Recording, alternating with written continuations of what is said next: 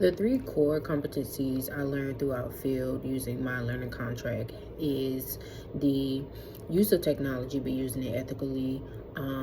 Here at the financial aid office, we have to identify families when they call or students when they call, and this is typically the FERPA forms that we use, just making sure that the student is the student on the phone, the student is asking the appropriate questions for their information, and that we're not actually giving out information to others, especially sensitive information such as their financial aid. Another one will be applying research findings to inform and improve the practice, policies, and programs. So we are currently still trying to adjust to the One Big Beautiful Bill, where different programs has been changed regarding how much financial aid they will receive if they are considered a professional program or not. So just learning the different funding and how much the students will receive and understanding that um, was actually a challenge. We recently had to put up some information on our website to let parents know that yes, the One Big Beautiful Bill, it does actually starts in the different aid that the students will receive will start in July, starting July 1st. So I would say just updating that, doing my own research, talking to different counselors, and knowing that this bill is actually affecting a lot of individuals within the office, but also outside of the office. Third, incorporate culturally responsive methods to negotiate and advocate on others' behalf.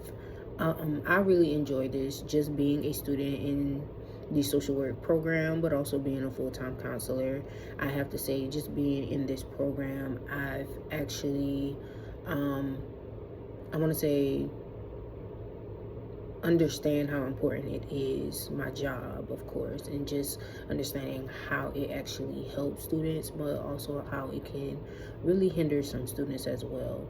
Being in this program, I had the opportunity to talk with different students and get their point of views, but also give them knowledge on the importance of summer aid and how to actually budget the aid that they're receiving, so they don't take out much funding or a lot of loans throughout the year if they don't need it. So, supervision in the practicum experience, because this experience was tied to my employment, it felt more like a job. Um, but I learned the importance of my role, like I said before, in the social work program or through the social work program. I've gained a better understanding on how we provide many resources to students who wish to attend college, but also who can sometimes can't, and also see the hindrance as well. My supervision was not the best because it was actually a new position in the practicum role within the program. So I feel like next year choosing a practicum that is different from my current job will be beneficial. I hope to learn more in the therapy environment, including how to conduct sessions, and also apply different techniques, phrases throughout the assessments as well. One challenge probably will face next year is managing my time, balancing a practicum, my full-time job, and other program responsibilities while maintaining a healthy work-life balance. Um, to overcome this, I think I'm going to need to improve on my time management skills, prioritizing tasks effectively, and setting boundaries as well to ensure that I can engage in each responsibility as needed. Self-reflection as a social worker. As a future social worker, I have learned that I have a strong work ethic, and that I am very resourceful. But many of my strengths comes from being a mother, student, entrepreneur while managing multiple responsibilities at once. Additionally, My experience as a financial aid counselor for 3 years has helped me understand that the concept of financial need or financial social work can support students to become very successful. Areas I like to develop include learning different theories and also theories, understanding how they impact my clients, and identifying the appropriate resources for my clients as well. I plan to address these needs in working closely with my practicum advisor and actively engaging in coursework throughout the program or the semester. My workplace behavior has changed and it will change in how I follow my code of ethics.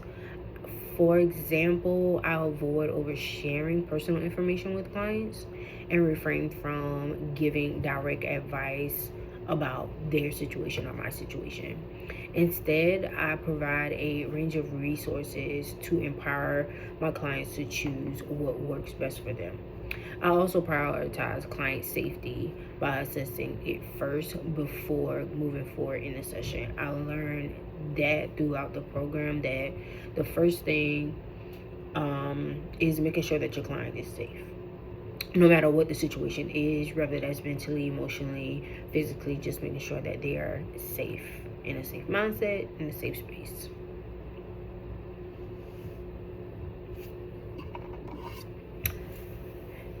And lastly, my leadership development goals. My goals for leadership development during my advancement practicum include learning how to effectively lead in a group therapy setting.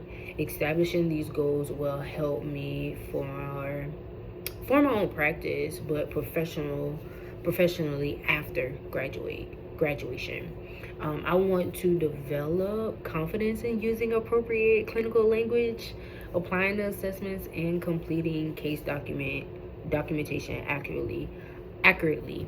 Um, that's something I'm really working on. I'm trying to give myself grace, but I would really love to accomplish those 4 things. And that's it. Bye.